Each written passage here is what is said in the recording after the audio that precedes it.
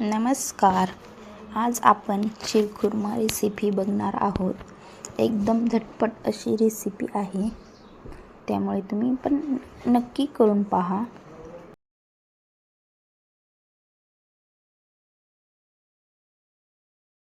यासाठी आपण एका पातेल्यामध्ये 2 ते 3 चमचे तूप टाकूया.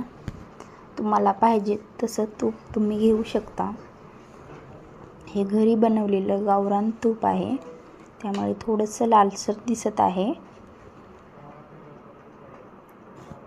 तूप थोडंसं गरम होऊ द्यायचं.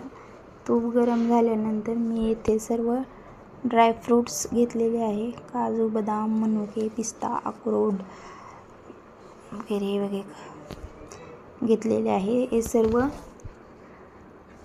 तुपामध्ये तळून घ्यायचे. तुपामध्ये टाकून घेऊया.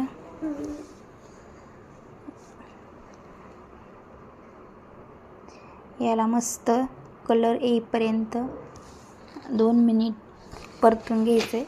लालसर कलर येईपर्यंत याला परतून घ्या. ड्रायफ्रूट तळताना मी गॅस कमीच ठेवला आहे. 1-2 मिनिटभर परतून घेऊया लालसर. हे बघा, छान असे तळलेले आहेत.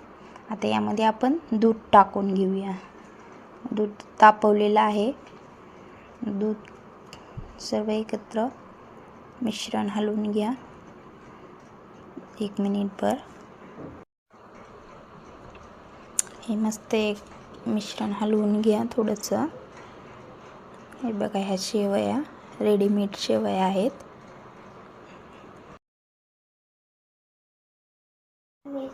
त्यानंतर 4 इलायची बारीक वाटू आणि याची पूड टाकूया. आता याला मस्त उकळी आलेली आहे. आता त्यामध्ये शेवया टाकून घेऊ. शेवया सर्व टाकून घ्यायच्या आहेत. शेवया टाकल्यानंतर आता थोडंसं मिक्स करून घ्यायचं, म्हणजे ड्रायफ्रूट्सचा फ्लेवर मस्त दुधामध्ये मिक्स होतो. आणि यानंतर आता आपण शेवटी साखर टाकून घेऊया. आता मस्त अशी उकळी आलेली आहे. आता साखर मी अंदाजे साखर घेतलेली आहे. तुम्ही प्रमाणानुसारही घेऊ शकता. आता मी 3 वाटे साखर घेतलेली आहे. साखर टाकून एकदा मिक्स करून घ्यायचं.